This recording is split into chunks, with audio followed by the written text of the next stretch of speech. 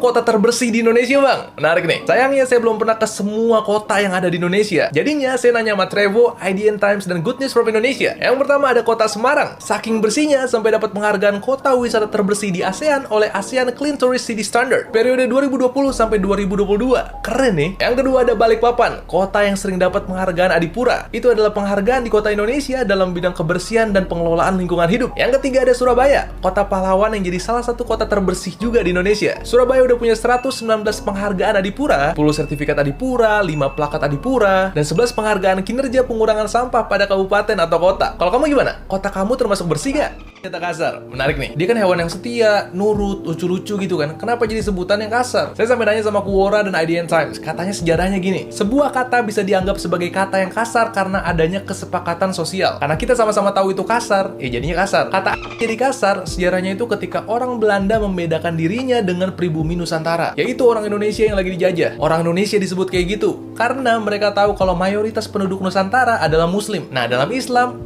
adalah binatang yang membawa najis. Makanya mereka nyebut pribumi Nusantara sebagai untuk merendahkan kita saat kita dulu dijajah. Kebiasaan yang malah kita ambil sampai sekarang. Makanya kalau bisa sih jangan ngomong begitu lagi. Nggak baik. Kepala artinya iya, sedangkan geleng kepala artinya tidak. Menarik nih. Kalaupun kamu di luar negeri dan nggak ngerti bahasanya, kemungkinan besar kalau misalnya kamu ngangguk gitu, orang pasti tahu kalau kamu setuju. Ataupun ketika geleng gitu, orang pasti tahu kalau kamu nggak mau. Kenapa bisa begitu? Saya sampai nanya sama ABC dan Wikipedia. Katanya sih orang ngangguk itu karena kebiasaan dari bayi. Ketika bayi lapar, dia akan nyari susu dengan gerakin kepalanya secara vertikal. Kayak ngangguk gitu, berarti dia mau. Dan ketika dia nggak mau dikasih makan, dia akan menjauhkan kepalanya kayak geleng-geleng gitu. Ini hasil penelitian dari Charles Darwin. Bukan saya yang neliti, saya nggak ngeliat soalnya. Yang pasti itu semua jadi kebiasaan yang kita lakuin sampai sekarang. Kenapa kalau pas mimpi kencing, bangun-bangun kita jadi ngompol?